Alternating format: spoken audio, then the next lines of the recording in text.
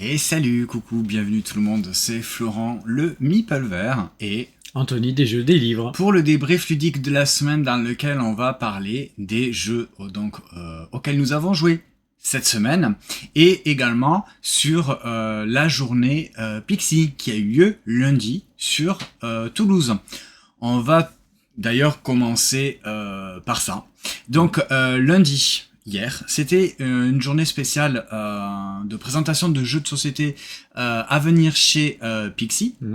On a fait ça donc à Toulouse, au Blasto Dice, qui est donc un bar à jeux à Toulouse. Donc on va tout simplement commencer avec, cette fois-ci, je vais vous montrer quelques photos. Alors il n'y en a pas beaucoup, hein, comme d'habitude dans ce genre d'événement. On fait pas énormément de photos, ou alors on en fait, mais elles sont pas terribles. En tout cas, voilà, j'ai fait donc une petite sélection de photos, et je vous propose de commencer donc avec ce premier jeu qui est donc Cosmo Lancer. Et oui. Cosmo Lancer, c'est un jeu d'un célèbre auteur que tout le monde connaît. C'est un jeu de Reiner Knizia. C'est une refonte ou une réédition d'un ancien jeu dont j'ai oublié le nom. Coucou Max. Salut, bienvenue. Alors Cosmo Lancer, c'est un jeu qui, malgré ses illustrations et sa boîte, c'est un jeu qui est quand même ultra simple. Ah oui. Et ultra familial. Donc on pourrait croire, en fait, d'après, c'est vrai, les illustrations... Un 4X spatial. Ouais, pas du tout. C'est un jeu qui, au final, est très simple, très accessible, puisque c'est du 8+, on le voit vite fait ici. Après voilà, c'est de Reiner Knizia, donc forcément c'est un jeu qui reste toujours relativement assez accessible. Oui, alors il se joue de 2 jusqu'à 4 joueurs, il me semble. Alors, je vous montre donc là la photo qu'on a pris pour l'occasion. Un petit détail également. Donc, dans Cosmo Lancer, nous allons tout simplement essayer de photographier l'univers. On peut dire ça comme ça. Oui. Voilà. À tour de rôle, on a une action disponible parmi deux. La première, c'est celle qu'on fait le plus souvent, je trouve. C'est de prendre une tuile. Donc ces tuiles-là, ce sont ces tuiles-là qui sont toutes face cachée. Disponible pour tout le monde. On en pioche une au hasard et ensuite on va aller la positionner sur le plateau central qui est donc un plateau commun. Ces tuiles là vont avoir principalement soit du scoring positif, soit du scoring négatif. Donc là on le voit par exemple, je sais pas si je peux zoomer, ouais. Donc là on voyait que celle-ci par exemple elle rapporte 2 points, par contre celle-ci rapporte moins 3, donc ça va de moins 1, enfin des valeurs de points positifs de plus 1 à plus 6, et également des valeurs négatives qui sont pareilles, donc de moins 1 jusqu'à moins 6 points. Donc on va piocher une tuile au hasard, on va la positionner sur le plateau principal à l'endroit que l'on souhaite. Il n'y a aucune restriction, c'est pas de la pose de tuile, il n'y a aucune restriction, on la place où on veut. La deuxième option qu'on peut choisir à notre tour, c'est de prendre un de nos appareils photo, puisque nous sommes des photographes de l'espace. Ces petits appareils photo, comme on voit, donc on a chacun plusieurs appareils photo à notre couleur avec un x1, x2, x3 ou x4. Donc vous doutez bien que les x1, x2, x3 et x4, ce sont des multiplicateurs de points. Attention, ça va être des multiplicateurs de points positifs, mais également des multiplicateurs de points négatifs. Et donc, pareil, je vais le positionner à un endroit, en fait, sur le plateau, qui va donc, en fin de manche, va me permettre de marquer des points positifs ou négatifs. Sur toute la ligne et toute la colonne. Effectivement, on va compter, on va regarder les scorings sur la ligne, la colonne 1, la colonne 2, la colonne 3, etc. Et ensuite, on va regarder les lignes en suivant toujours pareil dans l'ordre. Donc là, par exemple, sur cette colonne-là, eh bien, on voit que le joueur vert a placé son appareil photo de valeur 4 et le joueur jaune a placé son appareil de valeur 2. Et donc, tout simplement, on va compter les points qui sont disponibles dans la colonne et on va le multiplier par 4. Là, en l'occurrence, évidemment, c'est pas si simple puisqu'il y a des tuiles qui ont des petits effets. Ouais. Par exemple, celui-ci, c'est une espèce de pluie de météorites qui va faire comme une barrière sur le tableau. C'est-à-dire que le joueur vert ici va scorer uniquement cette tuile-là et le joueur jaune va scorer uniquement cette tuile-là puisque ça fait vraiment une barrière. Et alors, vous avez bien compris que la barrière d'astéroïdes, c'est le meeple vert qui l'a placé en plein milieu pour bien m'embêter. Donc c'est vraiment un jeu d'enfoiré. Parce qu'il y a vraiment un timing entre la pose de tuiles et la pose de ces appareils photo. C'est vraiment tout est en commun, donc forcément, si moi je me mets une tuile plus 5 ou si un adversaire met une tuile plus 5 et que je me mets, eh bien évidemment au prochain tour, si j'arrive à piocher cette tuile-là, je vais bloquer le scoring pour le joueur jaune qui s'est mis donc ici, qui ne scorera que 2 points multipliés par 2. Moi, je scorerai 5 points multipliés par 4. Voilà, tout l'enjeu du jeu, c'est aussi de faire perdre un maximum de points aux autres, en fait. Et de ne pas s'en faire perdre. Voilà. Donc, il y a des scorings négatifs. On le voit ici, par exemple, celle-ci, c'est un trou noir qui va donc absorber tous les points positifs, mais pas les points négatifs. Donc, dans cette ligne... Et de la même façon, je me suis fait bien pourrir cette colonne. Parce que tu t'es positionné ici, mais du coup, le plus 4 et le plus 5, eh ben, ils ne scorent pas du tout. Voilà. Et par contre, après, ça marche aussi donc pour la ligne, mais également pour la colonne. Comment donc, se faire des amis. Donc, c'est tout simple. C'est pas très compliqué à jouer, mais tout va être une question en fait de timing, de tempo, à quel moment je vais piocher une tuile au hasard pour la positionner, mais à quel moment je vais mettre un appareil photo qui m'appartient et lequel je vais mettre, est-ce que je vais faire un x1 ou un x4, et ça va se jouer en 3 manches. Là, juste, il y a un petit truc, c'est que les appareils photo de valeur x3 et x4 ne sont pas récupérés à la fin de la manche par les joueurs. C'est juste uniquement les appareils photo x1 et x2 qui sont récupérés qu'on va pouvoir réutiliser. Les x3 et x4 et les x3 et les x4 seront défaussés donc à la fin de la manche. Eh ben c'était chouette. Eh ben alors oui, c'était je pas me mal. fais bien pourrir, mais c'est chouette. Hein. C'est pas. Alors moi je m'attendais à quelque chose d'un peu plus un peu plus costaud, péchu. on va dire. Ouais. Parce que c'est vraiment les illustrations en fait qui m'ont un petit peu, on va dire, induite en erreur. C'est pas du tout un jeu d'exploration de l'espace, si ce n'est qu'on fait des photos, mais c'est vraiment de la pose de tuiles et de l'optimisation également pour poser nos appareils photo en fonction des valeurs. Donc je disais, ce joue de 2 à 4 joueurs là à partir de 9 ans, donc sur la boîte je pense que c'est plus du... ah ouais, c'est du 9+, bon, pourquoi pas. Des parties d'environ 30 à 45 minutes, oui, c'est assez... c'est pas très long en fait, je pense que même à moins que ça, on peut le faire. Donc je disais, un jeu de Rainer Knizia, c'est illustré par Charlie Layton et Hugo Cuellar. Et c'est Hasbro, donc l'éditeur. Et il me semble qu'il y a également Avalon Hill, l'éditeur. Et c'est distribué et localisé en France par Pixie Game. Voilà pour ce premier petit jeu, Cosmo Lancer. C'est cool. Oui, c'est pas mal. C'est pas non plus révolutionnaire. Non, mais tu rigoles bien. Voilà. Tu l'as, espèce de... on passe un bon moment. C'est prévu la sortie pour la mi-juillet. Alors au niveau du tarif, je ne sais pas. On va peut-être aller vite fait regarder ça. Je me mets là, je clique ici. C'est quand même pas donné, parce que c'est prévu aux alentours de 37,90€ sur Ludum. Donc, c'est pas ce qu'il y a de plus abordable pour, en tout cas, j'ai envie de dire, pour la proposition que c'est. Parce que ça reste un jeu assez léger, assez rapide et familial. Donc, 37,90€, c'est pas donné, je trouve. Voilà. Alors, où suis-je? Ici, ok, donc voilà. Eh bien, nous sommes toujours chez Pixie. Oui, là, pour l'instant, on va toujours rester chez Pixie. Donc, on vient de voir Cosmo Lancer, vous voyez, donc ce sont des tuiles comme ça. Ça, ce sont les points qu'on va scorer toutes les manches. Et ça, ce sont donc nos appareils photo qu'on va positionner. Très rapidement, j'avais quand même envie de vous parler de l'arbre aux 3 élixirs qui Ne sort. serait-ce que pour son matériel. Ouais, qui sort pour chez Nathan. Alors, il n'y a pas de fiche pour l'instant. MyLudo, il n'est pas encore référencé.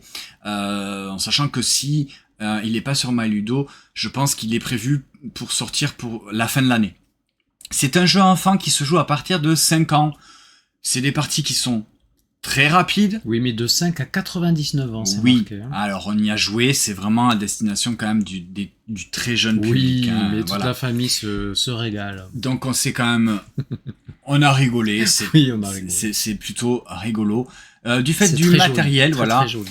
Donc vous avez la boîte, en fait, une fois que vous l'ouvrez, vous dépliez le plateau comme ça, et vous le calez en fait avec la boîte. Il y a une espèce de petit C'est très chevalet. joli.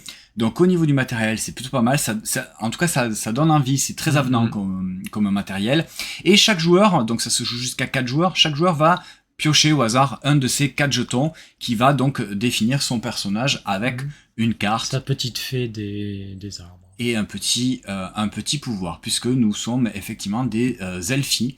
Et nous allons tenter de grimper le plus haut possible, enfin d'aller le plus haut de l'arbre pour aller récupérer un élixir du temps. Et oui, tout Voilà. simplement. Et alors ce qui est intéressant dans ce jeu, c'est que c'est une espèce de mélange de memory et de manipulation, alors pas de dextérité, mais en tout cas la manipulation du matériel fait vraiment le plus intéressant dans le jeu, c'est que on le voit peut-être très très peu ici, mais il y a des petites languettes qu'on va insérer dans le plateau, et ces languettes là, eh bien elles ont des aimants, ce qui veut dire que une languette va avoir 3 emplacements, comme on le voit ici, sur les emplacements du plateau. Et il n'y a que un seul emplacement qui va être aimanté. Et donc, vous tenez bien que nos petits personnages, là, nos petits jetons de personnages, ils sont également aimantés. Donc, eh bien, je vais faire partir mon jeton de la première ligne, en essayant de monter le plus haut possible. Donc, je vous disais, sur les 3 emplacements qui sont disponibles ici, il n'y en a qu'un seul qui est aimanté. Donc, je vais mettre mon jeton, s'il reste aimanté, c'est bon. J'ai le choix soit de m'arrêter ou soit de continuer. Donc si admettons je me mets ici et que c'est aimanté, j'ai le droit d'essayer d'aller sur un des 3 emplacements. Si je positionne et que je le relâche et qu'il tombe, eh bien je dois recommencer depuis le début. S'il reste accroché, toujours pareil, j'ai le choix. Soit je m'arrête, soit je continue, etc., etc.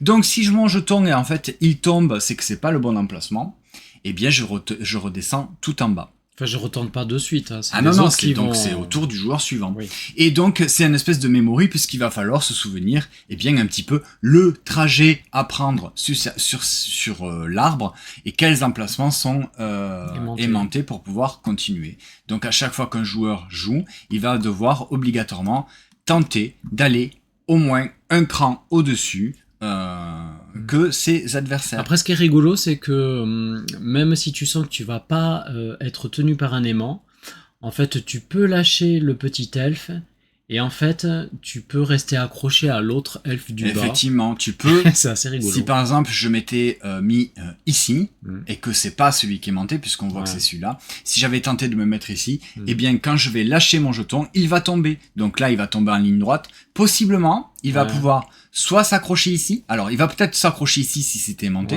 Il va pouvoir s'accrocher ici à un autre elfe, ou alors carrément l'éjecter. Il va pouvoir également le faire tomber, puisque les aimants sont quand même pas trop puissants, ce qui permet juste de le maintenir, mais également si jamais il tombe sur un autre elfie, eh bien ça va peut-être potentiellement le faire tomber les autres, ou alors s'accrocher à lui-même, ou s'accrocher à un autre petit emplacement. Voilà. Après on a des petits pouvoirs, bon, c'est rigolo. On a des petits pouvoirs, mais c'est rigolo. C'est vraiment du jeu enfant avec du memory et de la manipulation et du stop ou encore. de matériel. Et du stop ou encore un petit peu. Ouais. Voilà, donc c'est l'arbre aux élixirs qui devrait donc arriver d'ici la fin de l'année chez Nathan et distribué toujours par Pixie. Alors, hop. Ah oui, là, ce n'est plus du tout un jeu enfant. Ce n'est plus du tout un jeu enfant. Celui-ci, j'avais hâte d'y jouer. Je suis content d'y avoir joué parce que c'est un jeu de pli. C'est King's Trick Takers. C'est un jeu de pli, on va dire, expert. Oui. Alors j'aime pas trop ce mot de jeu de pli expert parce que ça reste la mécanique principale, un jeu de pli. C'est pas très compliqué. On va dire que c'est pas un jeu de pli simple qui est accessible à tout le monde puisque il y a quand même pas mal de pouvoirs de cartes. La mécanique principale, donc, c'est un jeu de pli. On a une main de cartes avec des valeurs et des couleurs qui ne sont pas présentées là, puisque ces cartes-là, ce sont notre famille. Alors, il y a plusieurs façons de choisir donc notre famille et plusieurs façons de choisir également nos familiers. Donc là, on voit par exemple, c'est la famille des aigles, donc avec la couleur jaune, et il y a plusieurs familiers.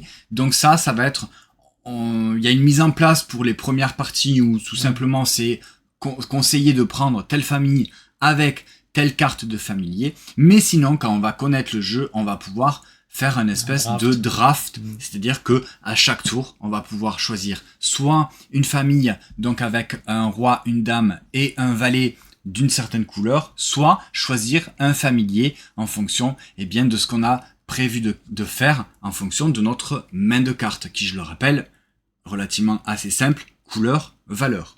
Voilà. Donc, on va faire ça. Salut, bienvenue, coucou, j'espère que vous allez bien. Donc, on va faire, nous, on a fait donc une première partie, donc avec sans draft et sans choix de cartes pour la première manche. On a choisi de prendre celle famille et la mise en place conseillée avec ses familiers. Suivant les parties, vous allez pouvoir drafter ou choisir. Pour les manches suivantes, par contre, ces familiers, ils vont être défaussés. En tout cas, vous n'allez pas pouvoir rechoisir ces mêmes familiers. Vous allez en choisir d'autres avec des pouvoirs différents. Alors, très rapidement, là, on voit que le résistant, le poulpe, lors de la phase de pli, un 1 peut être transformé en 10 et une carte particulière mystique peut être transformée en rédemption et vice versa. Un 10 peut être transformé en 1 et une carte rédemption peut être transformée en carte mystique. Donc, il y a plusieurs façons de remporter un pli. Tout simplement, si c'est du must follow, c'est-à-dire je joue une carte jaune, les autres joueurs doivent suivre avec une carte jaune. Si tu n'as pas de jaune, tu peux soit pisser, soit couper. Donc l'atout, c'est le noir. C'est le noir. Voilà. Sinon, tu peux également jouer un pouvoir de carte à partir du moment où c'est indiqué dans la phase de pli. Par exemple, tu vois, voilà. Là, si je joue un 1, je me dis, j'utilise mon pouvoir du résistant qui devient un 10. Voilà. Tu peux également donc faire des pouvoirs à différents stades de la manche en cours. Là, on voit que c'est en fonction du pli, mais également là, par exemple, quand c'est à la distribution des cartes, tu peux activer ton flambeur pour recréer une nouvelle main. Là, en l'occurrence, tu pioches 2 cartes et tu vas te défausser de 2 cartes. Hello Dankpoil. Et salut, bienvenue. Donc voilà, on va recevoir notre main de cartes, on va choisir donc nos familiers, et une fois que tout le monde a choisi sa main ses familiers, son roi, sa dame et son valet, et ses familiers. Ensuite, par rapport à sa main. Par rapport à sa main, évidemment. Et donc on va tout simplement jouer mais surtout avant, effectivement, on va faire un espèce de pari. C'est-à-dire que là, on voit en haut que, par exemple, si je remporte 2 plis, j'ai 4 points, ou 3 plis, 7 points. Si tu choisis l'ermite. Si je choisis de parier sur 2 ou 3 plis pour avoir 4 ou 7 points, cette carte-là, je vais la retourner. Donc je renonce au pouvoir. Là, par exemple, pour le flambeur, c'est si je remporte 0 pli, j'ai 3 points. Si je remporte 2, j'ai 6 points. Donc je vais la retourner. Par contre, je n'aurai pas accès à ce pouvoir-là. Donc toutes les cartes des familiers, elles ont ce même principe-là. Ce qu'on voit donc ici. Vous voyez que là, la salamandre, je l'ai retournée pour avoir soit 2 points si j'ai un pli, ou 5 points si j'ai 2 plis. Là, c'est un petit peu particulier puisque c'est la 3e et dernière manche. J'ai eu le droit de retourner 2 cartes pour faire mon pari. Donc là, par exemple, j'ai tenté d'avoir 2 plis pour avoir 5 points plus 7 points. Il y a également le valet qui va permettre également à la fin sur la dernière manche de le retourner pour avoir plus de points. Mais bon, je vais pas rentrer trop dans les détails. Tu as activé aussi ta dame et ton roi. Enfin, on voit qu'il y a énormément d'activation en fait de pouvoir de cartes. Effectivement, c'est ça, c'est que toutes les le jeu de plis va vraiment être augmenté. Pas seulement avec les cartes qu'on va jouer, mais avec tous nos personnages qu'on va pouvoir activer et qu'on va pouvoir tenter de réussir notre pari, puisque les points, c'est tout simplement les paris. Oui, c'est les paris. Tout simplement, si tu réussis ton pari, tu as autant de points. Si tu réussis pas ton pari, et parfois tu n'as pas de points. Parfois augmenté par les pouvoirs des cartes qui te disent si vous avez tant de cartes vertes dans les cartes remportées, ça fait 1 point en plus. Oui, parce que il y a les paris, c'est pas forcément toujours le nombre de plis, et suivant les cartes, eh bien les plis vont être plus ou moins rentables. Voilà. Donc très grossièrement, on vous a expliqué très vite fait. Moi je trouve qu'il y a une très très bonne vidéo qui a été faite par le Renard Ludique. Donc je vous invite fortement à aller la regarder pour avoir les explications, les règles du jeu et quelques tours de jeu. C'est vraiment très très bien fait. Alors Max, il te tarde de l'essayer. Mais s'il est compliqué, tu le prendras pas parce que tu n'auras peut-être pas le public avec lequel y jouer.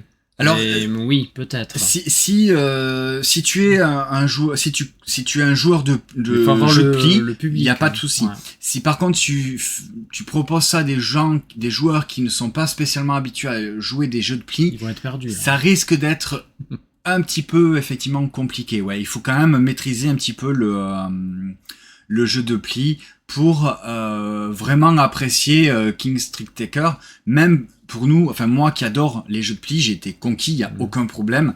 Mais il y a une énorme marge de progression dans ce jeu-là, c'est que au fur et à mesure que tu vas connaître les cartes, que tu vas connaître les pouvoirs des personnages de ta famille, donc de roi, dame, valet, et des familiers que tu vas pouvoir drafter ou choisir au fur et à mesure de la partie. Voilà. Oui, Max Le Poulpe, tu nous dis, c'est pas vraiment un jeu de pli en fait. Tu y as joué d'ailleurs en VO. Alors toi, tu trouves que en VO il est plus joli? Eh bien moi je trouve. Peut-être qu'il est plus lisible en VO. Moi je trouve qu'il est beaucoup plus joli en version française qu'en VO. Mais par contre les couleurs en version française. Alors sur les cartes de pli, bien effectivement, éclairé, hein, le contraste des couleurs est quand même très léger. Il y a des fois si t'es pas bien éclairé, tu peux confondre les couleurs, même si les petits symboles sont là pour reconnaître, mais bon c'est. Ouais. Peut-être pas évident. Mais je trouve la version par Pixie plus jolie, avec les illustrations de Erwin. Les illustrations de la VO, donc version japonaise, hein, c'est quelque chose de très très mignon, très conte de fées, avec des petits oiseaux, presque. Oui, non, là ça fait plus peur. Non, là c'est pas tout à fait pareil. Voilà. Donc King's Trick Taker, c'est un jeu de pli qui se veut assez initié. Salut Diva Mama, bienvenue, et salut Max. Coucou. Moi j'ai aimé, mais faut vraiment y jouer, je pense, de très nombreuses fois. Hein, pour bien comprendre les pouvoirs, les interactions entre les pouvoirs. Oui, parce qu'il y a quand même pas mal de combos entre la famille que tu choisis, de valet dame roi, et les cartes de familiers qui vont pouvoir plus ou moins comboter entre elles. Mais encore une fois, tu vas devoir obliger de renoncer à un pouvoir de carte pour faire un pari. Donc, voilà. King's Trick Taker, ça doit arriver courant juillet. Donc, alors attendez, je vais me mettre ici. Non, ça doit...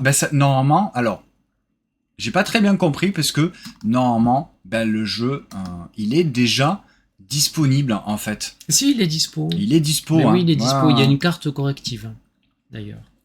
Il y a une carte corrective et alors attention, Pixie nous a bien dit que la règle du jeu, la traduction en français, n'était pas l'idéal.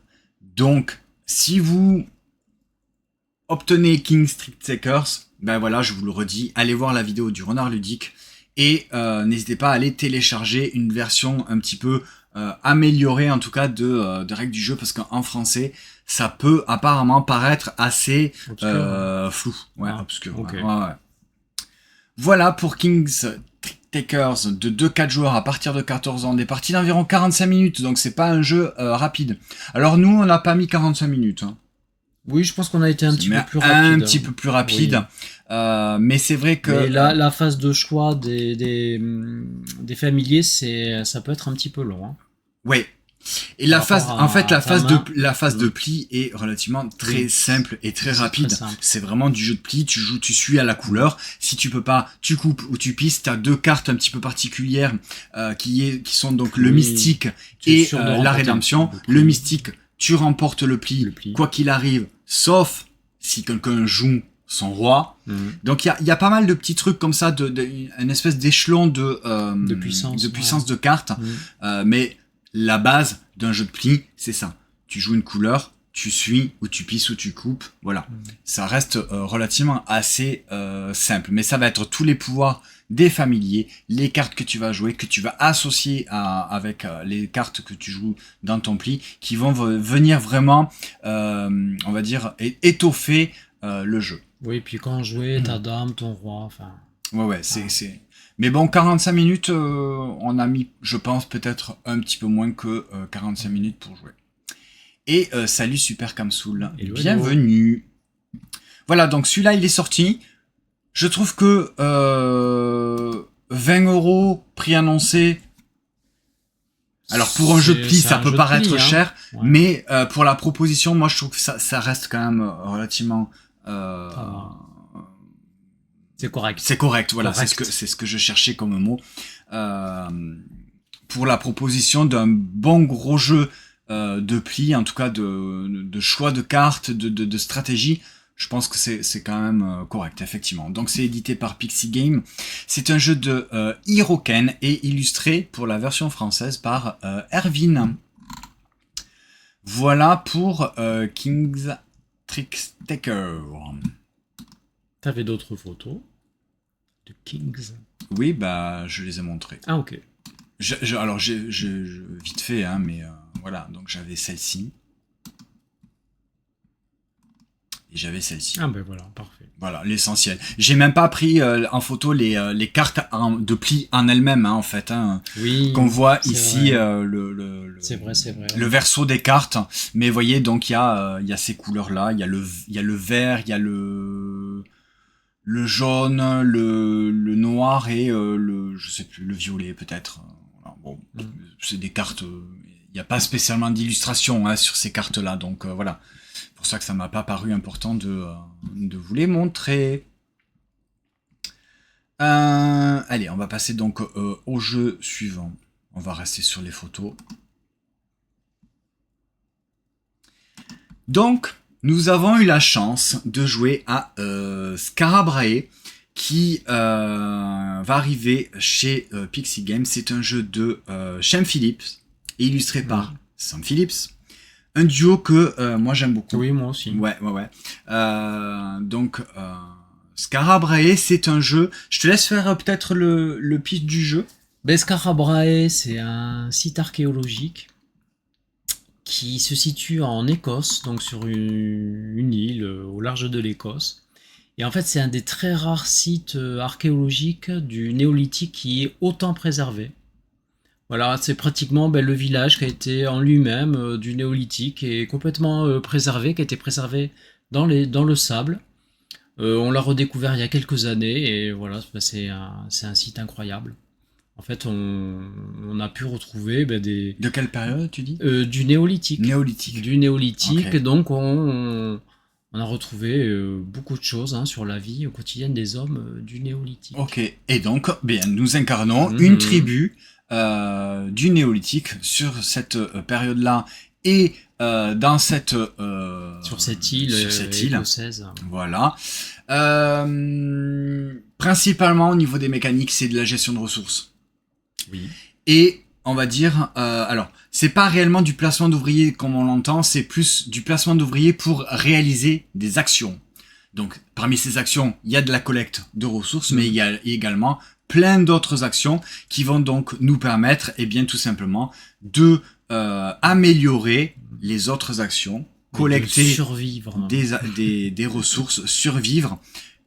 Et l'action, on va dire, j'ai envie de dire, l'action principale du jeu, Oui. c'est cuisiner Oui, et puis gérer les déchets. et gérer les déchets. Puisque quand on va cuisiner, eh bien, il va y avoir Ouais. des ressources, Mm. de la viande, mais également donc Oui. des déchets qu'il va falloir donc gérer. Gérer. Donc c'est vraiment principalement, on va dire, de la gestion de ressources dans Skara Brae.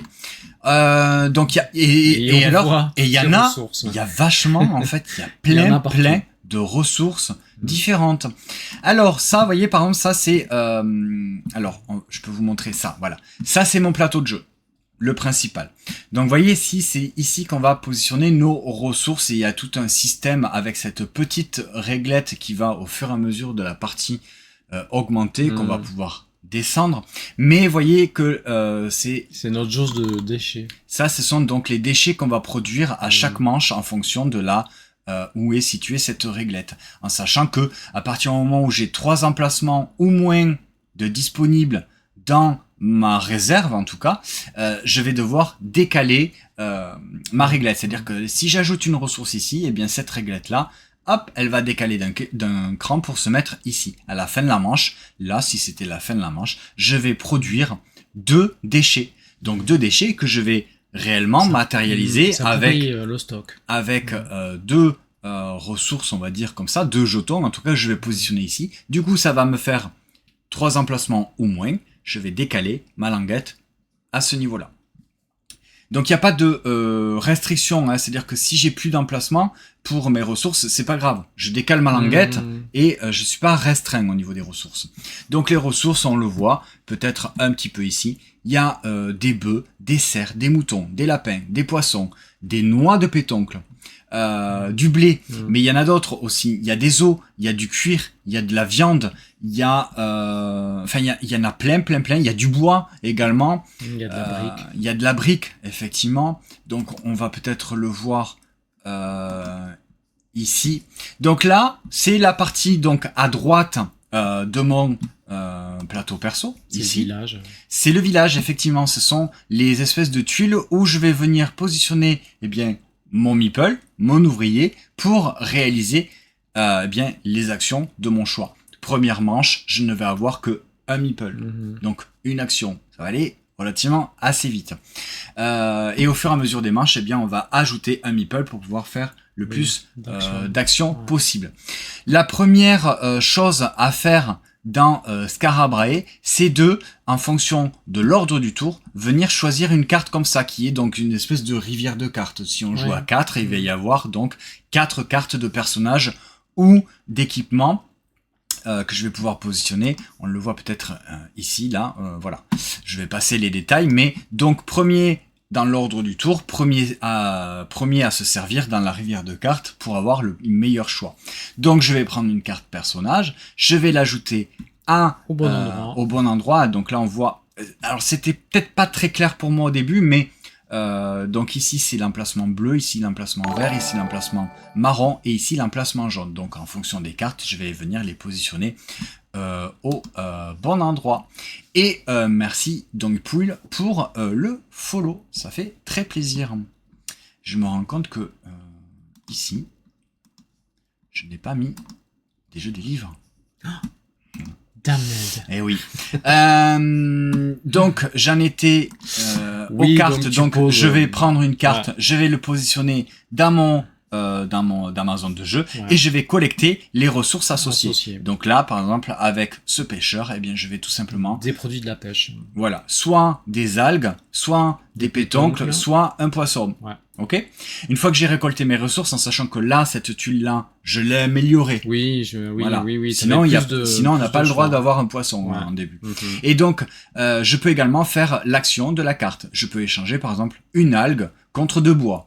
Tout à fait. Alors, dans quel monde on peut avoir transformé une algue en 2 bois? Mais oui, il a fait de l'échange. Oui, peut-être. Bon. Là, vous voyez que sur cette chasseuse, eh bien, elle a un lapin. Dans la main. Elle a récolté un lapin, en plus des ressources que je peux, je pourrais avoir ici. Donc, les actions, donc, comme je vous l'ai dit, c'est l'action de la carte. Et ensuite, avec notre ouvrier, eh bien, on va pouvoir collecter des ressources qui sont ici. Donc, soit les algues, les pétoncles, les poissons, les briques, les lapins, le coton également, le bois, le blé. Et ensuite, vous avez toutes ces autres tuiles qui sont des actions différentes qui vont pouvoir de donc transformation en fait. de commerce, c'est-à-dire que je vais Ouais. pouvoir échanger des ressources avec la réserve, tout simplement. Je vais pouvoir nettoyer, ce qui va me Eh permettre oui. d'aller sur mon plateau de ressources et d'enlever bien tous les déchets que j'aurais pu accumuler au fur et à Parce que plus mesure on en de a, la partie. plus ça sera des points négatifs. Effectivement, voilà. Je vais pouvoir également, je me souviens plus ce que c'est ça, fabriquer. fabriquer. Donc fabriquer, c'est l'action de améliorer nos tuiles. Par exemple, celle-ci, l'action de collecter De niveau 2. De niveau. Ouais, je l'ai augmenté, c'est-à-dire que je l'ai retourné tout simplement. De l'autre côté, je n'avais pas ces points de victoire et je n'avais pas accès à ce poisson. Je ne pouvais récolter que des noix de pétoncle et des algues. Ah, c'est mieux. Voilà. Donc ça, c'est l'action de fabriquer, c'est tout simplement de d'améliorer mes tuiles. J'ai l'action meublée également qui se trouve sur mon plateau perso sur ces pistes-là. C'est une également. des deux pistes de Donc, victoire. Voilà, c'est une des deux pistes. Alors, l'action commerce, c'est ici en fait. Je vais pouvoir échanger des ressources contre une autre ressource. Et ici, c'est l'action meublée, c'est-à-dire améliorer, on va dire, l'état général de mon village, qui va donc me permettre de rapporter des points de victoire en fonction des cartes de villageois que je vais avoir accumulées au fur et à mesure de la partie, mais également faire des lots de cartes de villageois différents. Voilà, ça c'est très important puisque c'est ce qui va vous permettre de rapporter maximum de points. Pas mal de points. Effectivement. Et la dernière action que je garde ici, c'est l'action de cuisiner. L'action de cuisiner, c'est une action qu'on va faire également régulièrement parce que c'est l'action, on va dire, principale qui va me permettre d'avoir des ressources. De transformer. Et de transformer des ressources. À part me mettre ici, mais là on voit, si je me mets ici, je collecte un blé. C'est pas énorme, mais qui va me permettre peut-être potentiellement de faire d'autres actions. Mais l'action principale de cuisiner, c'est-à-dire, je vais pouvoir transformer, mes ressources, donc, comme je disais, le bœuf, le chevreuil, le mouton, le lapin, et le poisson, etc., en autres ressources, donc principalement en viande. Alors, est-ce qu'on le voit? Il me semble que ici, voyez. Donc là, le bœuf, si je le cuisine, j'ai 2 viandes, j'ai un cuir et j'ai 2 os. Le cerf, c'est une viande, un cuir et 2 os, etc., etc. Là, on voit que le mouton, lui, c'est la seule ressource qui va me permettre d'avoir, en le cuisinant, du coton. C'est plus enfin, c'est de la laine, coton, voilà, c'est cette ressource-là, etc., qui va, elle, me permettre de faire peut-être d'autres actions, d'échange, de commerce, pour pouvoir augmenter ici, etc., etc. Oui, il faut pas que je dise ça. Mais, voilà. Donc, grosse gestion de ressources pour améliorer mon plateau perso, et au fur et à mesure de la partie, je vais accumuler des villageois. Et à chaque manche, chaque fin de manche, il va falloir les nourrir. Je les nourris comment? Avec de la viande. Si je peux pas le nourrir, il meurt, il dégage, à moins que j'ai des cartes d'équipement, en tout cas de village, qui me permettent de nourrir automatiquement un villageois. Voilà. C'est important.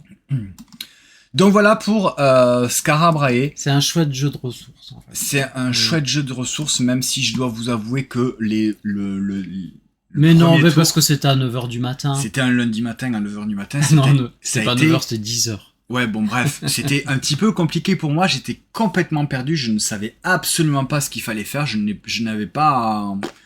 Non, après nous, on était à l'aise. Mais après, c'est vrai que... Et alors, les premiers tours, vous allez tous jouer chacun votre tour, en fait, pour vraiment appréhender le jeu. Oui. Alors, il y a 0 interaction. Il n'y a pas d'interaction, si ce n'est dans le choix des cartes. Oui, mais il y a 0 interaction.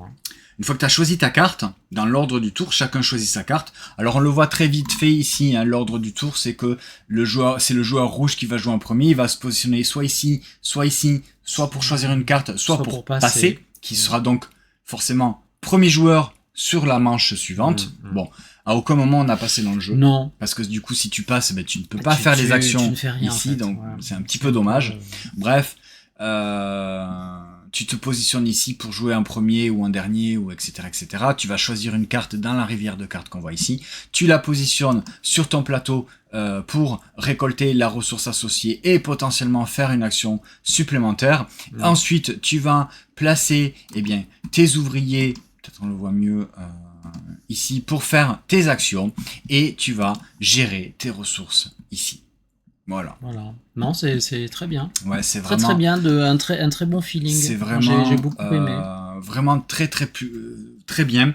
même si le démarrage pour moi a été un petit peu compliqué, on a vraiment on a fait une partie en entier. Ah oui, Et, oui, on avait envie. Hein, et d'aller jusqu'au bout. je m'en suis pas trop mal sorti au final. Oui. Et j'ai vraiment apprécié. Donc ça, c'est encore une chouette recommandation chouette, si vous aimez les jeux. découverte. Alors expert non, Ah mais non. un bon initié, voilà, qui va vous permettre de vraiment vous amuser si vous aimez Des jeux de les ressources jeux et de gestion de transformation, ressources. Ouais. Hop, je vais me mettre ici pour aller voir ça sur MyLudo, ici. Dans Scarabray qui devrait sortir, il me semble, je me souviens plus, sur Ludum, fin août. Si tout va bien. De 1 à 4 joueurs à partir de 13 ans, des parties d'environ 45 à 60 minutes. Alors, une fois qu'on connaît le jeu, qu'on l'a appréhendé, 60 à 2. ça peut se jouer en simultané, en fait. Oui. Une fois que les joueurs ont choisi leur carte dans l'ordre du tour, une fois que tout le monde a récupéré sa carte, on fait ses actions et nos trucs, chacun dans notre coin, donc ça peut facilement se jouer en simultané. Donc 60 minutes, oui, je pense que ça peut, sans aucun problème. C'est Garfield Game, Pixie Game pour la version française, c'est un jeu de Shem Phillips et illustré par Sam Phillips. Un duo que moi j'aime beaucoup. Bien. Et donc Shem Phillips, c'est l'auteur donc de Scarabray, mais également du Mur d'Adrien, les Pillards de City, également de Legacy of You, qui est un jeu solo, mais également l'auteur de toutes ces trilogies des Pillards de la mer du Nord, les architectes, les érudits, etc., etc. Sam Phillips, c'est un auteur, lui, c'est un illustrateur qui illustrait donc les jeux donc dans cette gamme-là de Garfield Game. Vite fait, moi j'aime beaucoup j'aime beaucoup cet illustrateur, donc Esdras et Néhémie, les Circadiens, Chaos Order, Legacy of You et le Mur d'Adrien. Moi j'aime bien. J'aime beaucoup son travail. Voilà pour Scarabray qui arrive donc qu'est-ce que j'ai dit, à la fin du mois d'août. Hello le petit caribou. Et salut, bienvenue. Ouais, c'était chouette. Ouais. Même si ça a été encore, je le redis, un peu compliqué pour moi parce que j'étais pas réveillé, mais vraiment j'ai beaucoup aimé les sensations de ce jeu de gestion de ressources et d'optimisation, en tout cas de ressources, pour vraiment pas avoir trop de déchets dans sa hutte. Il était pas réveillé à 10h, non. Voilà le truc. Oui, bon, ça va. Allez, on a fait le tour en fait pour les jeux à la journée Pixie. C'est passé. Ouais, ça a passé très vite. Ouais, vraiment. Et Lord Tovac, hello. Et salut, bienvenue, coucou. Merci de parler pour la première fois. N'hésite pas à follow la chaîne. Ça a passé extrêmement vite. Ouais, on a été très bien reçu par Pixie Games. On a été très bien reçu par Pixie Games. Au Blastodice. Blastodice. C'est un chouette barrageux, ouais, qui a un côté un peu par roots, mais tu vois, un peu vraiment en même temps un peu geek, ouais, c'est clairement un lieu complètement geek, avec plein de jeux, pas mal de choix de jeux, et qui sont un petit peu répartis partout dans le lieu. Ils font très bien manger. Et on y a très bien mangé. Voilà. Donc si vous êtes dans la région de Toulouse, que vous avez envie de découvrir un barrage sympa, le Blastodice, c'est un lieu qu'on ne peut que vous recommander. Voilà pour la journée Pixie. On n'a pas été que chez Pixie on a joué à d'autres sur jeux, la semaine, puisque on a joué à d'autres jeux. Et notamment, on a joué à Mitsukats, qui arrive à la mi-juillet. Le voilà, on avait déjà joué à ce jeu-là début décembre lors d'un rassemblement de joueurs. Donc Mitsukats, vous n'avez jamais joué à un jeu comme ça. Et clairement, oui, clairement. Alors c'est vraiment un jeu, un jeu clairement d'ambiance. C'est du rythme. C'est du n'importe quoi. Alors, je suis désolé. Enfin, j'ai beaucoup aimé. Direct, je vous le dis, j'ai beaucoup aimé. Mais c'est un jeu très con. J'ai envie de dire, c'est un jeu très con, c'est un jeu d'ambiance dans lequel vraiment, il faut vraiment se mettre dans l'ambiance. Si tu te mets pas dans l'ambiance, tu passes à côté. Ah oui. Voilà, il faut vraiment se mettre dans l'ambiance de ce jeu-là, puisque c'est un jeu où on va tous jouer en même temps.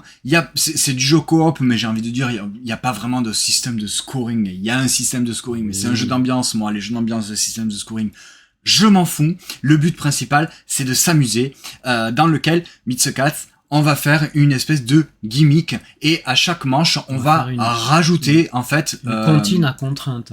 Une comptine à contrainte. Tout à fait. Ouais, ok. Mitsukats.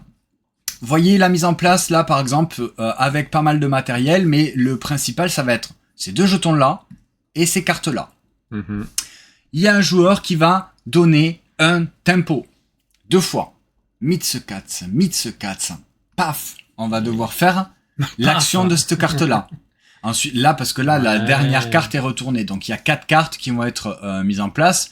Là, c'est la fin de, il y a aussi de la mémoire, la fin de la manche, puisque la dernière carte est révélée avec cette action. Mais là, sur cette carte-là, on l'a découverte sur la première manche. Une première donc, action. on va faire Mitsukats, et on aura fait cette action-là. Qui, par exemple, aurait été, je me souviens plus c'était quoi là, première action. Retourner le petit retourner un jeton, litière, retourner le jeton litière. Donc une fois qu'on a fait ça 3 fois, on va faire notre cri de guerre, on va dire.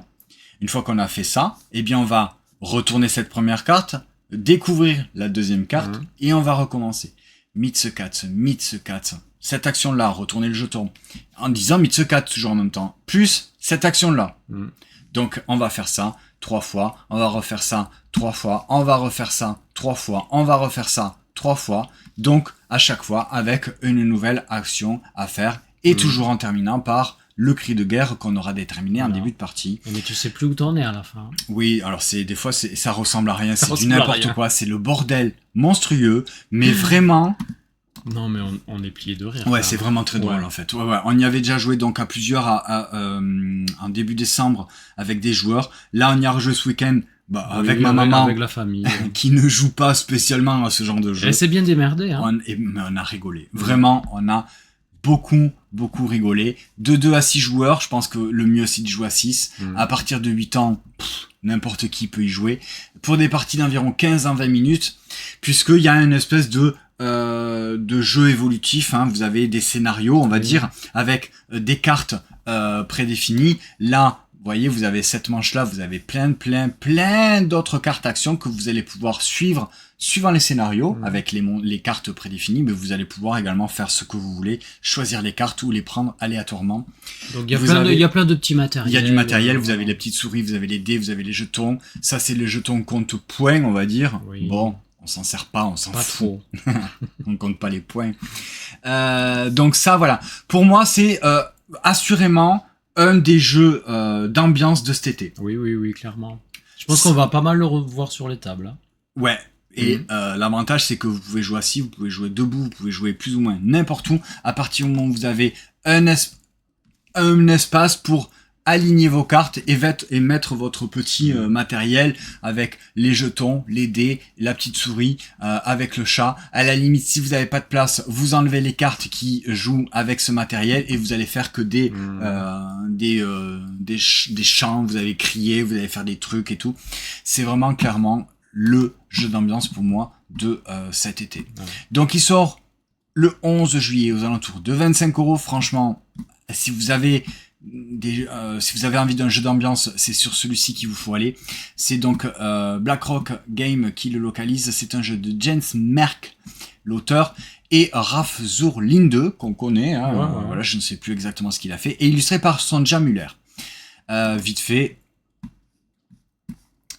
Donc ça arrive chez Ravensburger bientôt. Si je me mets comme ça pour voir, donc Cookie Party. Ah oui, Triqueta. Triqueta, voilà, c'est ça. 0 Hero que j'avais pas trop aimé, mais Triqueta, c'est un jeu que j'avais bien aimé. Meduris aussi, qu'on a joué, qui n'a pas eu le succès peut-être, je pense, qu'il méritait, mais plutôt pas mal. Après tout ça, je ne connais pas. Voilà, c'est pour Triqueta que je me souvenais de cet auteur. Oui, c'est sympa, hein. Mitsukats, c'est le petit jeu qu'on sort en début de soirée ou fin de soirée. Non, mais après moi, alors perso, je ferai pas ça des heures, hein. Mais Non, mais tu vas voilà, faire... je fais un ou deux scénarios et puis voilà. Tu vas faire une partie avec une mise en place, donc soit de prédéfinie ou soit aléatoirement. Ce qui est drôle, c'est que les cartes, tu vas les retourner, tu vas plus t'en souvenir. Il va falloir s'en souvenir. Donc il va falloir faire ça tous en simultané. Donc vraiment, t'as l'air d'être con autour de la table. Je suis super mauvais. Mais c'est rigolo. Ouais. Et Lord Tovak, effectivement, c'était au Blasto Dice à Toulouse qu'on a fait cette journée Pixie. Ouais. Voilà. Donc, Meet the Cats. C'est très drôle. 6,5 ? Un petit 6,5 pour Meet the Cats. On va rester sur un jeu d'ambiance avec 50 qui, lui aussi, je pense, est une belle recommandation de jeu d'ambiance pour cet été. Il est sorti déjà aux alentours de 15,50€. C'est chez Yellow à partir de 3 joueurs jusqu'à 7 joueurs à partir de 8 ans, des parties d'environ 15 minutes. C'est ultra simple, ultra rapide. C'est le bingo révisité dans lequel à chaque manche, les joueurs vont écrire des valeurs comprises entre... Enfin, 5 valeurs comprises entre 1 et 5. 50, secrètement... 50. Entre 1 et 50, pardon, secrètement sur leur feuille. Quand tout le monde a fait ça, eh bien, il y a un joueur qui va commencer à compter à partir de 1, 2, 3, G. 4. Voilà. Si un joueur dit G, ça veut dire qu'il a écrit sur sa feuille la valeur 4, et c'est lui qui va reprendre le décompte et qui va augmenter son scoring en fonction de à chaque fois que une valeur est énoncée et que personne d'autre a dit G. Et qui lui coupe la chic. Et qui lui coupe la chic, qui va reprendre le comptage des points, enfin du décompte jusqu'à 50, qui va lui-même compter, marquer ses points avec sa petite bille sur son plateau. Et on râle. Ça râle, mais c'est drôle, on rigole, franchement. Et tu as mis le même numéro que moi. Voilà, évidemment, parce que si 2 joueurs ou plus ont la même valeur, eh bien, personne ne va marquer les points. C'est un jeu de Jinwoo Seo et illustré par Charlie Metz, et donc c'est chez Yellow. Moi, voilà. J'aime bien. Ouais, ça c'est très drôle, c'est accessible à partir de 8 ans. Tout le monde peut jouer à 50. C'est vraiment très rigolo et très sympa. C'est marrant. Voilà, on passe rapidement puisque... c'est vrai, on en avait déjà parlé. On en a déjà parlé. Mais on a rejoué. Et alors donc, Dance of Ibexes, celui-ci, vous avez peut-être pas entendu parler... puisque c'est un jeu qui n'est pas encore localisé en français, c'est un jeu qui est uniquement en anglais et en coréen. C'est chez Plate, donc l'éditeur coréen. Amigo pour la version, j'imagine, c'est prévu que ce soit édité en Europe, en tout cas en Allemagne, apparemment. Je vois qu'il y a Popcorn Game également. Oui, mais l'auteur, c'est quand même Wolfgang Kramer. Et alors, l'auteur, c'est Wolfgang Kramer, illustré par Jae-Young Lee et Oliver Friedenreich, et Wonjin Jill. Il y a beaucoup d'illustrateurs pour cette petite boîte. Et alors, Wolfgang Kramer, si on va voir vite fait, bien sûr, c'est l'auteur de, on le voit, du 6 qui prend. Parce que c'est une variation. C'est une variation, effectivement. C'est une variation sur le 6 qui prend. Dans lequel, c'est dommage qu'on n'ait pas de photos. Ah, il n'y a pas de photos. Et non, et je peux pas. Alors, on peut vous montrer vite fait le matériel, mais si vous voulez, Plate Edition, c'est l'éditeur qui fait ces jeux. Vous savez, on a vu ça en France chez Yellow avec Moonleap, où le plateau du jeu, c'est directement la boîte de jeu. Je sais pas si on voit du coup. Voilà, comme ça. Ça, c'est aimanté. Et ça, c'est un petit peu aimanté. Et quand on le retourne, eh bien, à l'intérieur, c'est la piste de score. Et, du coup, oui, tu vas montrer. Allez. Bon, c'est le 6 qui prend. Alors, c'est un 6 qui prend, mais au lieu de jouer avec des cartes, eh bien, nous allons jouer avec des tuiles. Dans le sac, montre le sac. Ah oui, dans le sac. Il y a un énorme sac avec plein de tuiles en bois. Mais il y en a tuiles. 100, puisqu'elles sont toutes numérotées de 1 à 100. Voilà. Et donc, à notre tour de jeu, eh bien, on va sélectionner une de nos tuiles. Déjà, on en a 6. On en a 6. Et à la même manière qu'un 6 qui prend, eh bien, on va le positionner sur une des lignes, là où il y a déjà une valeur, pour et on révèle tout ça en même temps, et on va essayer de le positionner au mieux pour ne pas récupérer les points du bout de la ligne. Voilà, parce que si jamais on se met ici et que la ligne est déjà complète, malheureusement, on va récupérer les points qui sont en bout de chaque ligne. Et le but, c'est comme dans le 6 qui prend, c'est de ne pas récupérer 2 points. 2 points. Voilà, donc il y a plein de petites cases avec des petits bonus ou principalement des malus. Et tout est dans la même sensation du 6 qui prend, c'est que quelles cartes je joue, puisque forcément elles vont être jouées dans l'ordre croissant, mais avec le moins d'écart possible. Quelle tuile je joue, pardon, avec le moins d'écart possible avec la tuile qui est précédente. C'est-à-dire que si j'ai un 32 et que j'ai le 33, c'est très bien, il va aller ici. Mais si j'ai le 31, c'est l'inverse. Ça quoi? S'il y a le 32 que t'as le 33. Oui, voilà. J'ai pas dit ça. Bon, bref, vous connaissez le 6 qui prend, vous allez pas être dépaysé avec Dance of Ibexes, c'est très drôle. Le matériel, j'aime beaucoup, moi, le sachet avec ces tuiles. Oui, et puis tu peux acheter des si t'as pas assez de possibilités, tu peux acheter avec des points. Tu peux acheter. Tu peux acheter des nouvelles tuiles, et quand tu as tout épuisé, t'en as 6 gratos. Voilà. Pour sauver la mise. Donc si vous connaissez le 6 qui prend, vous n'allez pas être dépaysé avec Dance of Ibexes. N'hésitez pas à aller regarder sur leur page Instagram. Leurs jeux sont en vente sur eBay et sur Amazon. Les règles du jeu, c'est un petit livret comme ça, c'est pas très compliqué. Si vous en sortez avec l'anglais, il n'y a pas de problème, sinon vous trouvez les règles du jeu traduites en français sans aucun problème. Ou alors, vous avez la règle en anglais, vous l'avez en coréen. C'est bien aussi. Si vous êtes plus à l'aise avec le coréen qu'avec l'anglais, il n'y a aucun problème. Nickel. Mais voilà, donc Dance of Ibexes, c'est une, comment tu as dit, une variation sur le thème du 6 qui prend. Ouais. On a un petit peu enchaîné les parties quand même. Oui, moi j'adore le 6 qui prend. Et là, il y avait plein de petites choses en plus. C'était plus long. Moi, j'ai bien aimé. On a joué à 2, on a joué à 3, on a joué à 4. Et dans toutes les configurations, ça fonctionne. Et tout le monde a aimé. Cette espèce de course inversée au point. C'est plutôt fun. Donc moi cool. Moi je lui mets un 7 parce que en plus de la mécanique du 6 qui prend, il y a cette espèce de, alors pas de manipulation de matériel, mais quand même avec ces tuiles en bois, retourner les tuiles en même temps. Ouais, c'est plutôt pas mal. Il est sur Philibert. OK, donc la gamme Plate est également disponible sur Philibert. Voilà pour Dance of Ibexes. Alors, Ibexes, c'est les bouquetins. C'est des bouquetins. Yes. Qui tombent de la falaise et bim. On a joué aussi à Alice's Garden. Ah oui, il est pas récent, mais moi j'aime bien cette gamme. Ouais, chez Happy Meeple Game.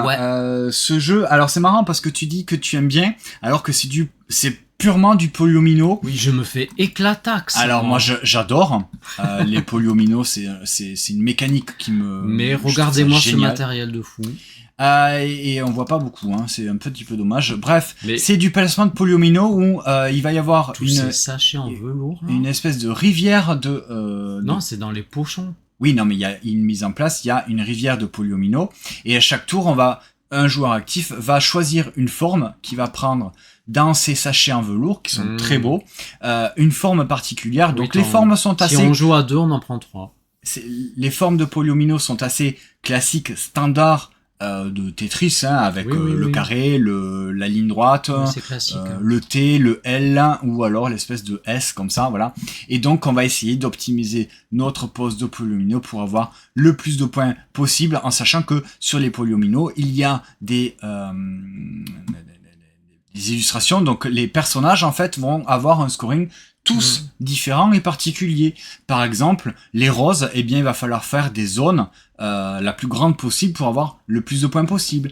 Les champignons, eux, ils vont scorer en fonction de s'il y en a 2 en colonne, ça va marquer 8 points. Les pièces d'échecs, elles vont scorer uniquement que si elles sont sur les 2 colonnes centrales du plateau de jeu. Il y a les arbres également qui vont marquer des points en fonction de l'écart qu'il y a entre les 2 arbres. Qu'est-ce qu'il y a? Il y en a plein. Il y a les gardiens, les gardes aussi. Les cartes qui vont piocher nous permettre. si on fait une zone, si on colle deux gardes, on va pouvoir piocher dans un sachet une tuile unique. C'est-à-dire que ça va nous permettre de boucher des trous à la fin de la partie. Voilà, donc c'est tout un petit système de polyomino et d'optimisation pour marquer le Alors moi plus je suis de points pas trop possible. polyomino, mais là c'est tellement joli. Les sachets en velours vert là, moi je Ouais, je suis c'est faible. chouette. Ouais. Ouais, bon, on les voit en fait, hein, les formes. Donc dans chaque forme, Ouais. dans chaque sac, il va y avoir une forme en particulier. On va les tirer au hasard. Et donc sur ces formes-là, eh bien, il va y avoir les petits, les petites représentations. Oui, Donc après c'est dans vrai que l'univers de Alice. l'encadrement blanc, comme dit Max, c'est pas ce qui est le plus joli, mais moi ça me choque pas trop. Non, moi non plus, ça me choque pas. Après, je pense que visuellement, pour le scoring et pour vraiment voir sur son plateau, je pense que c'est quand même. C'est peut-être c'est fait exprès. Ouais, tu le trouves pas joli. Bon. C'est pas fifou l'encadrement blanc. Ouais, moi ça m'a pas dérangé Non. parce qu'une fois qu'après t'es vraiment dans le jeu au niveau de la mécanique Moi, de j'aime bien le placement de ressortir, polyomino, celui-là. tu fais un petit peu plus abstraction hein, de l'univers de Alice. C'est un thème en fait, hein, mais Moi après, j'aime bien ce thème. c'est d'Alice. c'est vraiment de la mécanique de polyomino hein, et d'optimisation. Donc voilà, ben, il est ressorti il y a pas très Oui, longtemps. moi de Donc, temps en temps j'aime bien le ressortir ouais. celui-là. Ouais. Il est plutôt pas mal et je me rends compte qu'on ne l'avait jamais noté. Tu dis quoi toi? C'est un bon 6. Ouais, j'en étais sûr que t'allais mettre 6. C'est un bon 6. Ouais, voilà, un Ah 6. oui. Il est sorti quand même, il y a... Alors là, il n'y a pas la date de sortie, mais il me semble que c'est 2023. Oui. Ouais. Oui. Alors c'est donc chez les Happy Meeple Games pour la version française. C'est un jeu de Equan Known qu'on connaît. Oui, on connaît bien. Oui, Equan Known. et illustré par Eugenia Smolentseva. Alors... Oui. Bah, tu cliques dessus, tu vas voir. Et ouais, mais j'ai peur de dire une bêtise. Non, mais vas-y, clique, comme ça il y aura moins de bêtises. Bah, Pyramido. Voilà. J'adore Pyramido. Mhm. Je le trouve, ça c'est un de mes jeux favoris. Ah regarde, c'est Flea Market aussi, tiens, Ah oui, bientôt chez Musoka. qui va arriver chez Musoka. Ouais. Surfosaurus Max, bon que J'ai moins aimé. on avait ça. un peu moins aimé. Ça on le connaît pas, mais ça avait l'air Bêta, d'être intéressant Ça ce avait l'air jeu. pas trop Ouais. mal. Pyramido, voilà, Pyramido, je ne peux que vous le recommander, que ce soit le Pyramido d'Égypte ou le Pyramido Amérique centrale, Amérique du Sud. Je peux que vous le recommander, il est excellent. Et c'est du polyomino, mais domino, on va dire, plus.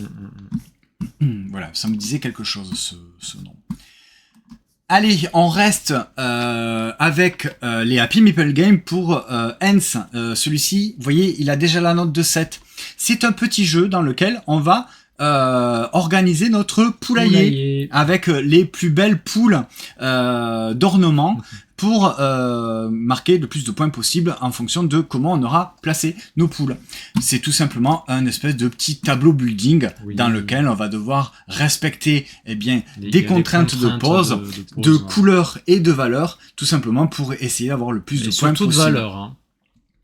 Et surtout de valeur. Ouais, enfin les deux sont importants.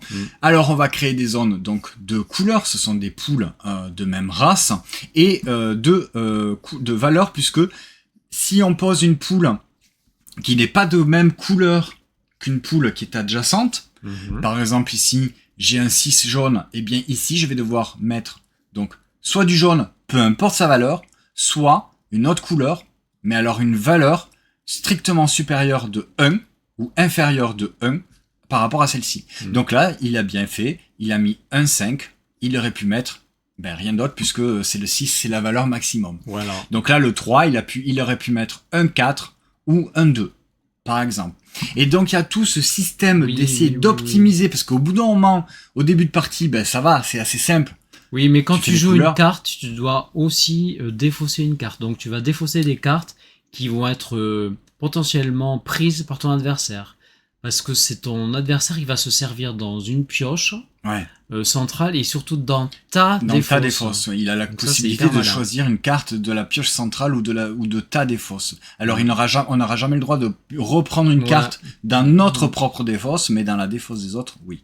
Donc si tu te défausses de familles qui ne t'intéressent pas, c'est peut-être autant de familles qui intéressent l'autre. Exactement. Il se joue extrêmement bien à 2 moi, joueurs. J'aime bien. Et il se joue parfaitement jusqu'à 4 joueurs. Il y a même un mode solo, tiens, tu vois, j'avais oublié. À partir de 10 ans, des parties d'environ 20 minutes.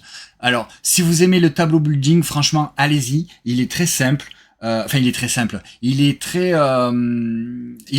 plutôt assez casse-tête. Ouais, Et c'est un petit casse-tête. en restant quand même assez accessible. Et puis je trouve que les illustrations Ouais, c'est trop chou. sont Moi, j'aime bien les sympas. poules. Il y a tout un système de scoring avec les médailles, avec les œufs. Moi j'aime bien. J'aime bien, Vous voyez, de hein. toute façon il a une note de 7. Voilà pourquoi. Il y a aussi le coq qu'on va pouvoir positionner Sur pour la deuxième plus grande double famille. scoring. Ouais. Et on a très important cette carte-là, cette carte de référence qui nous indique la récurrence des cartes, puisque Ouais, des fois, il y en a qu'une, hein. toutes les cartes ne sont pas en autant d'exemplaires qu'on le souhaite. Majoritairement, elles sont en un seul exemplaire. Certaines cartes, les plus communes, sont en double. Mais elle rapporte Donc, moins 2. Elles remportent moins de points. Les Ouais. points, c'est les œufs. Voilà, c'est ça. Moins 2. Ouais, moins 2, c'est pas moins 2 points, c'est moins d'œufs. Moins 2. Donc voilà, ça c'est Ants, un superbe jeu qu'on avait beaucoup aimé. De temps en temps, il ressort pour un petit tableau building qui est pas très long, mais qui est quand même assez calculatoire et casse-tête. Et le dernier jeu? Alors, on a dit, on l'a pas dit, c'est un jeu donc chez Happy Meeple Game, encore une fois, c'est un jeu de Gianpaolo Rasino et illustré par Marco Saloni. Et oui, parce que c'est déjà 21h. Eh ben, ça fait une heure de dernier jeu. Ça fait 1 heure de live, on est bon, on est bien. On n'est pas bien là? Voilà. Expression. Allez, le dernier jeu. Le dernier jeu de la semaine. Ouais. À partir de 3 joueurs, à partir de 10 ans, des parties entre 5 et 20 minutes. Bon. Oui, 5 c'est que t'as... Alors sur la boîte, c'est 15 minutes. Non, mais 5 c'est impossible, hein. Je vois pas. Je vois pas Bref, comment. je pense que c'est une erreur. Bon. C'est que tu as abandonné. Sur la boîte, abandonné. Hein, sur la boîte, c'est mentionné 15 minutes. 5 minutes, c'est quand t'as abandonné l'idée de je continue la partie. Jouer. Ouais, c'est possible. À partir de 10 ans. Oui. C'est pas si accessible que ça. Ouais. Alors, il n'y a pas marqué sur la boîte l'âge recommandé, mais je pense qu'à partir de 10 ans, c'est pas trop mal. Ouais. Alors, Max, je vois que tu l'attends un petit peu celui-là. Il ne te tente pas, mais tu en entends des bonnes choses. Oui. Oui. Des bonnes choses et des choses un peu plus mitigées, mais il y a quand même des bonnes choses. Et je pense que c'est une expérience en fait. C'est une expérience. Ouais. Alors sur toutes les parties qu'on a faites, ah oui, non mais il faut l'essayer. On en a gagné 0. Ah non mais c'est moi j'y arrive pas. Très compliqué. Alors c'est très compliqué. Je resitue un peu le contexte. Ouais. C'est peut-être nous qui sont pas très bons. Je pense que c'est ça. Il y a de ça aussi. On est complètement teubés. Voilà. Non, mais voilà, c'est un jeu qui n'est pas si facile que ça. Non, c'est pas une expérience quand même, faut pas exagérer. Et si, parce que je pense pas avoir le souvenir d'avoir déjà joué à ce genre de jeu, en tout cas. C'est un jeu de déduction en coop dans lequel on va devoir deviner la main de carte des autres joueurs. Oui. Ok. Comment on fait pour donner des indices aux autres joueurs? C'est coop, hein. Eh bien, une photo? Non, il y a... Ah ouais, si. Il y a les pouvoirs sur les cartes. Ouais, par exemple. Ah bah bien sûr. Bah, mais là, c'est... Mais si, c'est bien. Voilà. Donc, suivant le nombre de joueurs, je reçois une main de cartes, un certain nombre de cartes. À mon tour de jeu, j'ai 2 possibilités. J'ai une possibilité sur 2. Je vais pouvoir jouer une carte pour donner une information aux autres joueurs, ou alors je vais pouvoir tenter de deviner une carte d'un autre joueur. Donc là, par exemple, j'ai déjà joué 2 cartes. J'ai joué cette carte jaune. En jouant cette carte jaune dans ce sens-là, puisque le sens des cartes dans lesquelles on les joue est très important, c'est même d'ailleurs le cœur du jeu, je vais indiquer à mes partenaires que la carte jaune 9, c'est la carte de plus forte valeur que j'ai dans ma main. Ouais. Dans mon jeu, en tout cas. C'est pas une super info. C'est pas une super info parce que les cartes vont de 1 à 10. Bon, si j'ai un 9, c'est que c'est ma plus forte valeur. Je l'indique en positionnant cette carte dans ce sens-là. J'ai joué cette carte-là, le 7 vert, en disant, eh bien, je n'ai pas d'autres verts ça, c'est bien. Dans mon jeu. On va souvent commencer, je pense, par cette information, si jamais c'est possible. C'est pas forcément toujours possible. En disant, voilà, je n'ai pas de vert dans ma main. Ok. Si j'avais joué ce jaune à l'envers, c'est-à-dire que j'avais joué ce côté-là, de l'autre côté, j'indique à mes partenaires que ce 6, ce 9 jaune, c'est ma plus faible valeur. Jaune. Donc là, c'est une super information parce que ça veut dire que tu as d'autres cartes jaunes, forcément, tu as le 10 jaune dans ta main. Voilà. Bon, c'est peu probable qu'on mette un 9 jaune, en tout cas un 9 en valeur plus faible. Mais si c'est cette information-là, c'est vraiment plutôt pas mal. Donc, il y a soit la plus forte valeur, soit la plus faible valeur, soit je n'ai plus du tout de cette couleur-là, soit j'ai d'autres valeurs 7 dans mon jeu, donc forcément d'autres couleurs. Il y a 5 couleurs dans le jeu, donc bon, en fonction de où est-ce qu'on en est dans la partie, c'est peut-être pas forcément ce qui est le plus évident. Mais au fur et à mesure, donc on va jouer des cartes, et on va donner des informations, et toutes les cartes sont donc visibles, et au fur et à mesure de la partie, on va dévoiler aussi des cartes qui sont dans une espèce de pioche, qui vont donc être le compte-tour. Oui, aussi. Et elles vont aller en zizanie. Soit en zizanie, c'est des points malus, et soit en harmonie, c'est des points bonus. Donc là, admettons que ce soit la manche, c'est la deuxième manche, puisqu'il y a déjà 2 cartes qui ont été révélées. Donc de la pioche qui est ici, tournée côté zizanie. Et ils sont extrêmement forts parce qu'ils sont super forts, ont déjà deviné parce qu'ils ont déjà deviné tout ça. C'est-à-dire que à mon tour de jeu, en fonction de toutes les informations de tous les joueurs, eh bien je vais pouvoir faire de la déduction, déduire. Donc je me dis, eh bien Anto, tu as le 4 vert. Et là je le mets en harmonie. Et là, si c'est effectivement le cas, tu vas pouvoir le mettre dans cette zone-là, donc du côté gauche harmonie, en révélant cette carte, et celui qui a fait la bonne déduction va pouvoir également se défausser de ce côté-là d'une de ces cartes, et donc on va pouvoir, et qui va donc donner une information supplémentaire sur les cartes qui sont en main ou pas entre les joueurs. Et c'est malin, mais c'est super dur. C'est super dur parce que les premières parties tu te dis mais comment c'est possible? Alors ça n'a pas été possible, en tout cas toutes les parties qu'on a faites on les a toutes perdues, parce que on n'est pas doué en fait tout simplement en jeu de déduction, encore une chose dans laquelle on n'est pas doué. Mais et oui, je dis que c'est une expérience parce que les jeux de déduction avec juste des cartes et quelques informations, je suis pas expert dans les jeux de déduction, donc parce que j'aime pas spécialement ça, mais j'ai pas le souvenir d'avoir déjà joué à un jeu comme ça, en tout cas de déduction, sans avoir des tonnes de matériel, comme dans Cryptid où tu as... Il n'y a pas des règles foisonnantes. Voilà, Cryptid c'est pour moi le jeu, en tout cas je pense, la référence du jeu de déduction, et t'as plein de matériel, t'as des cartes, t'as des jetons, t'as le plateau, t'as les zones et tout, etc. Là c'est uniquement des cartes de valeur et de couleurs, avec les 4 informations que tu vas pouvoir donner. Les règles sont très simples, c'est vraiment pas très compliqué. Là, je pense qu'avec ce que je viens de vous dire, vous pourriez presque commencer à jouer. Oui, carrément. Mais il y a plein de... On voit des stories, il y a plein de gens qui gagnent. Tarsa, elle gagne. Ah Tarsa, elle est douée. Tarsa, elle est si vous aimez les jeux de déduction... celui-ci est un jeu de déduction compact qui devrait vous plaire. Moi, je déteste les jeux de déduction. Mais ça, on a passé Mais voilà, celui-ci, c'est que des cartes. Il n'y a pas de règles à droite, à gauche. C'est pas l'ambition. Tu joues une carte, tu donnes l'information. Voilà, je joue ce 7 vert en disant que c'est ma valeur la plus grande. À vous de faire les déductions. Au début, mais au début, tu vas pas pouvoir faire de déduction parce que tout le monde a des cartes en jeu et il y a des cartes qui sont dans la pioche, donc la pioche à chaque fois au début du tour on en révèle une et quand il y en a plus c'est fini, et quand c'est la fin de partie, effectivement. Voilà, donc voilà, si vous aimez les jeux de déduction, allez-y. Si vous aimez pas les jeux de déduction, eh bien tentez-le quand même. Non mais parce que moi on n'aime pas les jeux de déduction parce qu'on est très mauvais. J'ai bien aimé, moi. Et on a quand même passé, même si à chaque fois on a perdu, on a quand même passé un bon moment parce que il y a toujours ce moment à la fin de la partie où tu te dis mais tu vois il y a toujours ce moment de débrief, tu vois, où tu expliques et tout. Oui, mais tu vois, jamais pu savoir. J'ai joué ça parce que je voulais te faire comprendre que ça, etc. J'ai rien compris. Et il y a ce moment un petit peu en cours de partie qui est quand même assez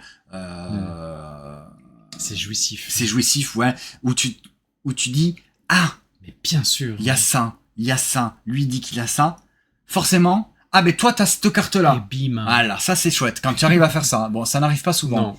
mais c'est pour ça qu'on a perdu. Mais j'ai quand même envie d'aller le monter jusqu'à 6,5. Qui pourrait peut-être être rabaissé Ah ouais. parce que c'est pas... Mais non, parce que c'est... Ouais. J'ai presque envie de lui mettre un 5 parce que c'est pas Non, notre non. truc de jeu. Non, non. Mais on a quand même tellement Non, passé on a passé un moment, très bon tu vois, moment. de déduction où on se dit, mais Mm. qu'est-ce que je vais faire? Et ça a marché. Voilà. Donc Expression, un jeu de déduction compact, uniquement avec des cartes, qui a plutôt bien fonctionné, même si on a lamentablement perdu effectivement. Donc c'est un jeu de Barn Made Games et Salt and Pepper Game pour Oui, les tu peux éditeurs tenter originaux, aussi, hein. distribué et localisé en français par Néoludis. C'est un jeu de Isaac Meyer qui est l'auteur et l'illustrateur.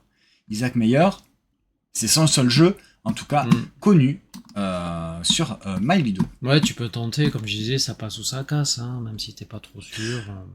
Ouais, tu tentes. Alors, tu risques. tu risques si pas tu grand-chose. fais une déduction qui est pas la bonne, Ça va accélérer non la seulement fin, mais le ouais. joueur qui a la Ouais. carte, qui n'est pas le joueur désigné, il va devoir défausser sa carte Ok. en Si tu zizanie, risques. et toi aussi tu dois défausser une carte en zizanie. Donc c'est pas forcément l'idéal. Ok, non, Voilà. c'est bon, ça marche. Donc c'est testez-le si vous avez Ouais. l'occasion de le tester. Après, bon, si le jeu vous intéresse, 15 €, le jeu de cartes. Si vous aimez les jeux de déduction et que le jeu vous intéresse, je pense que ça devrait matcher. Donc il n'y a pas de problème. Vous pouvez y aller sur un jeu à 15 € de déduction. Et ben voilà, c'était le dernier jeu. Et oui, c'était On le a dernier jeu. joué Alors à attends, pas il y a un mal truc- de jeux. il y a un truc que j'aime bien faire. C'est le débrief. Du débrief. C'est le débrief du débrief, effectivement. Donc, nous venons de vous parler de Expression, ce jeu de déduction compact à emporter partout. On a parlé de ce petit tableau building de poule avec Hans, qu'on aime beaucoup. On a parlé de ce jeu de Poliomino, Alice's Garden, J'aime beaucoup le matériel. là-dessus. avec un chouette matériel que moi c'est du Poliomino, donc forcément il n'y a pas de problème, j'adore. On a parlé de cette variation sur le thème Sur le du 6 qui prend avec Dance of Ibexes chez Plate, le jeu d'ambiance, le jeu de bingo revisité avec 50 chez Yellow, le avec en majuscule jeu d'ambiance Wow. de l'été avec Meet the Cat, le jeu complètement débile où tu rigoles assurément. Le jeu de gestion de ressources super. qu'on aime et qu'on attend fin août chez Pixie, Trop Garfield Game, Scarabrae. Un jeu de pli, Ouais. initié, expert, annoncé 45 minutes, un petit peu C'est moins, du costaud. hein. mais avec un jeu de pli assez costaud, avec de chouettes illustrations. Et un jeu, Rainer Knizia, Pour perdre ses Cosmo amis. Lancers, ouais, ouais, un jeu où tu te fais pas de cadeaux entre Voilà, joueurs, entre potes. et c'est rigolo. Ne vous fiez pas aux illustrations, c'est un jeu familial, hein. Oui. C'est du Rainer Knizia. Voilà pour le débrief du débrief, et donc voilà pour le débrief. Alors je sais plus où je suis. Oula, Voilà. le débrief du débrief. Merci beaucoup d'avoir regardé cette vidéo. Si vous avez regardé cette vidéo en entier sur Twitch et sur YouTube, la petite annonce qu'on vous fait en fin de live, on vient de vous parler de Expression. Si j'ai le temps, demain ou après-demain, eh bien on vous fait gagner une boîte sur Instagram. Donc n'hésitez pas à venir voir le Meeple Vert et des jeux des livres sur Instagram. Dingue. Je vais lancer un concours pour gagner votre boîte neuve, hein. Ça c'est notre boîte à nous, mais on a une boîte neuve. Ouais. De Expression, donc soit demain, je pense pas, hein, je pense pas avoir le temps. Ah bon? Ouais, oui. Tu bosses. Et oui. Soit demain, soit après-demain, restez sur Instagram. pour gagner votre boîte. Voilà, n'hésitez pas à nous rejoindre sur Instagram, sur Twitch, sur YouTube, principalement, où on vous parle de jeux de société tous les jours, au moins en story de partager découvertes ludiques. Sinon, c'est les reviews sur Instagram. On se retrouve peut-être pas samedi pour les sorties, je ne sais pas, peut-être, on verra. Peut-être pas. En tout cas, je vous ferai un live sur les sorties de la semaine. Sinon, c'est le débrief ludique, c'est le lundi à 20h. Et sur Twitch, et sinon sur YouTube. Sinon sur Instagram, tous les jours. Merci beaucoup, on vous souhaite de passer une bonne soirée, une bonne semaine. Amusez-vous bien. Ciao, ciao. Salut.